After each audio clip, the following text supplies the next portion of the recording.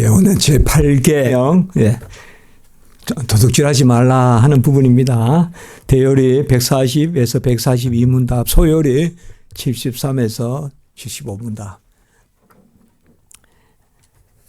전체적으로 기독교 재물관 혹은 재산관이 어때야 되느냐, 그런 말씀을 이곳에서 우리에게 알려주고 있습니다. 타인의 재물과 같이 한번 읽고 또 잠시 새기도록 하겠습니다. 시작. 타인의 재물과 산업을 불이하게 해치거나 침탈하는 일과 그를 소지가 있는 일을 금하고 오히려 이웃의 삶과 소유가 증진되고 풍요함에 이르도록 힘을 다하여 도움을 베풀어야 한다. 예. 예, 어젯밤에 조금 더 말을 더 만들어 봤습니다. 또 조금 더 살을 붙이고요. 예. 하지 마라라고 소극적으로 십계명에 명령되어 있지만 적극적으로 해석하는 거, 이제 그것을 우리가 십계명 해석법이다. 하나님의 뜻에 맞게 해석해라. 영적인 해석을 해라. 영적이라는 것이 바로 이제 적극적으로 해석해라. 그리고 첫째 돌판, 둘째 돌판을 조화롭게 해석해라. 이제 그렇게 합니다. 우리가 기독교 재물가 아니다. 무슨 기독교 또 여러 가지 그런 경제관이라든지 있습니다.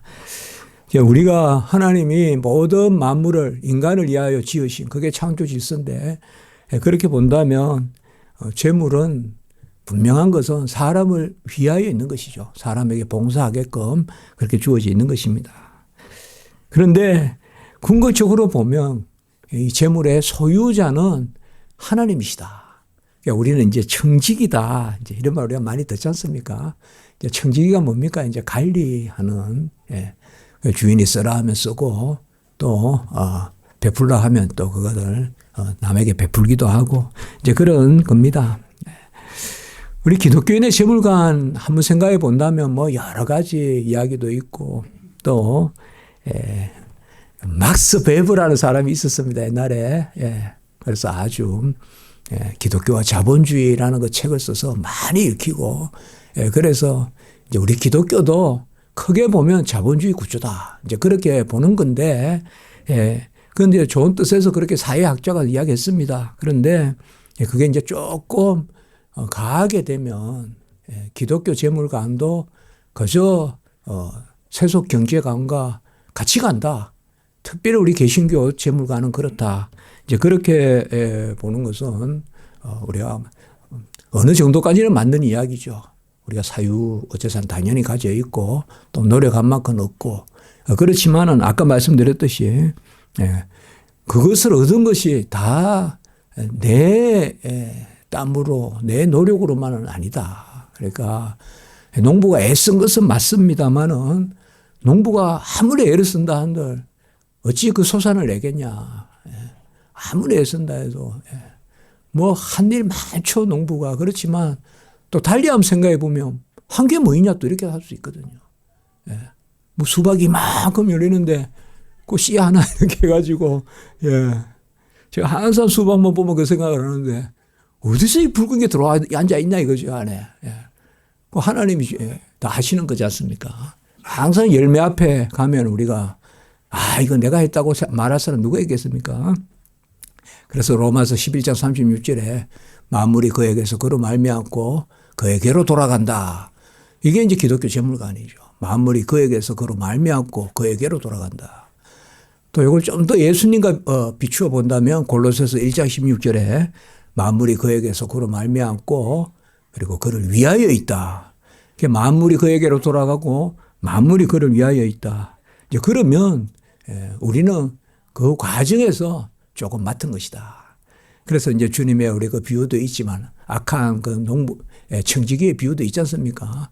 평소에 주인의 재산을 탕진하다가 이제 주인이 계산해보자 하고 혼 내려오니까 그때 이제 깨를 내는데 그게 뭔가 하면 빚진 사람을 다 탕감시켜 주는 거죠. 그 생각해 보면 안 될 일이잖아요. 그런데 잘했다고 칭찬받는단 말이에요. 거기에서 우리가 한 가지 알 것은 그 주인이 하나님이란 말이에요. 하나님은 무한하신 재물을 가지고 계신 분이기 때문에 하나님의 재산을 탕진한다고 혼내는 게 아니라 다른 사람의 재산을 삭감해 주서 뭐 밀100 썩으면 절반만 내라. 뭐 이렇게 해서 주인이 칭찬밖에 안 와. 그러니까 그게 이제 착하고 충성된 그러한 청지기의 모습이다. 우리가 생각하면 아니 소유를 오히려 더 주인의 받을 것을 탕감시켜주면 안 되잖아요. 그런데 우리 주님께서는 오히려 그게 잘하는 것이다. 저도 항상 이제 유학 갔을 때 뭐 그런 생각을 해봤습니다. 하나님이 제가 아르바이트 해가지고 그때 생활비를 하나님이 기도해서 주신다면 그거는 저한테도 의미가 있지만 이런 것이 그 자체로 제가 무슨 의미가 크게 있겠냐. 그거 하려고 유학 온 건 아니지 않냐. 그건 한국에서도 일해서 하나님이 채워주시면 영광이 되고 제가 열심히 아르바이트 해가지고 하나님이 아르바이트 비용을 해가지고 제 가게에 좀 도움이 되게 해주셨다고 그걸 비행기까지 타고 와서 할 일이냐. 하나님이 이 뜻이 아닐 거다. 하나님은 이곳에서 공부 잘하는 게 영광이다. 일치 안 했어요. 그냥 굶어 죽으면 죽었지 생각하면서 아르바이트 딱 끊었거든요. 그러니까 이제 하나님이 또 이렇게 하시더라고요. 그러니까 하나님은 재물이 부족한 분이 아니잖아요. 사람은 누가 이거 이만큼 가지만 모자라서 또 저 사람한테 못 주지만 사실. 그런데 하나님은 만유의 만유시고 그 부요하심이 무한하신 하나님이시기 때문에 그러면 하나님의 뜻이 뭐냐 이제 그걸 우리가 이제 살펴야 된다는 거죠. 그러니까 하나님은 바로 재물을 팔아서 사람을 사라. 이제 그런 개념 아니겠어요? 재물을 팔아서 사람을 사라. 이제 그런 것이 오늘 말씀이에요. 레위기 25장 35절 37절 한번 좀 길지만 읽어보겠습니다. 시작. 내 형제가 가난하게 되어 빈손으로 내 곁에 있거든 너는 그를 도와 그류민이나 동거인처럼 너와 함께 생활하게 하되 너는 그에게 이자를 받지 말고 내 하나님을 경외하여 내 형제로 너와 함께 생활하게 할 것인즉 너는 그에게 이자를 위하여 돈을 구워주지 말고 이익을 위하여 내 양식을 구워주지 말라. 이제 구약입니다, 이게. 우리가 돈으로 어떠한 그 이윤을 남기고 하는 거야. 그게 뭐가 잘못됐습니까? 또 내가 열심히 해서 그것으로 투자하고 하는 것이 뭐가 잘못됐습니까? 그러나 여기에 레위기에서 말씀하는 것은 바로 관계를 이야기하는 것입니다. 하나님 안에서 하나님의 사랑받는 자로서 어떻게 행하라. 그렇게 이야기합니다.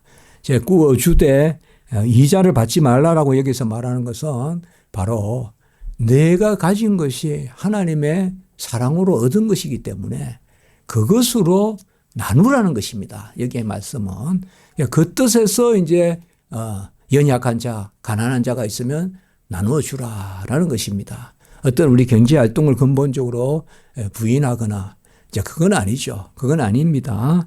그러니까 하나님이 영광 받을 기회를 갖게 하라. 재물로 하나님이 영광 받을 기회를 갖게 하라. 이게 말씀입니다. 여러 우리가 재물감 뭐 여러 이론이 있을 수 있겠지만 뭐 기독교 토지감 뭐 토지 공개념 뭐 많아요. 우리가 기독교 우리 역사에도 토지만큼은 하나님의 것이다라고 또 하는 경우도 있고 그러나 우리는 기본적으로 모든 것이 하나님의 것인데 어느 경우든 재물로 하나님께 영광이 되는 그 자리에서 그 재물을 사용하라 그렇게 이야기했어요. 그래서 단지 타인의 재물을 침탈하거나 오늘 말씀에 해치거나 또 그런 일들을 어떤 마련하거나 꾸미거나 하는 그런 것을 금하는 정도가 아니라 이웃을 살펴서 좀 연약한 분들 골이 들어가 있으면 좀 채워주고 그래서 성경에도 산을 평평하게 하라 했지 않습니까? 큰 산은 좀 낮아지고 낮은 산은 좀 높아지고 그래서 너무 굴곡지게 그렇게 하지 말고 해주라. 뭐 우리가 또 칼빈을 아무리 인용해 본다면 워낙 이런 부분에 칼빈이 뛰어나니까요. 그렇게 이야기했죠. 마땅히 하나님이 사람을 지어서 마땅히 누리게 한 것을 사람이 그것을 빼앗음으로 못 누리게 하는 것이 도둑질이다. 이렇게 이야기한 거예요. 그러니까 뭔가 하면 우리가 선인이든 악인이든 햇빛을 비추어 준다 했잖아요. 하나님이. 그리고 좀 호남 평야에 가든 뭐 우리 어느 평야, 김해 평야에 가든 다 동등하게 햇빛을 비춰서 또 비를 내려서 하잖아요. 그래서 내가 지나치게 과하게 내 것을 지나치게 누림으로 다른 사람이 마땅히 누려야 될 것을 못 누린다면 그것이 바로 칼빈은 그게 훔치는 것이다. 이제 이렇게 이야기했습니다. 우리의 이 지상의 삶이 뭘까요? 하나님께 상급받는 기회입니다. 이 지상의 삶이 뭘까요? 바로 그 의미입니다.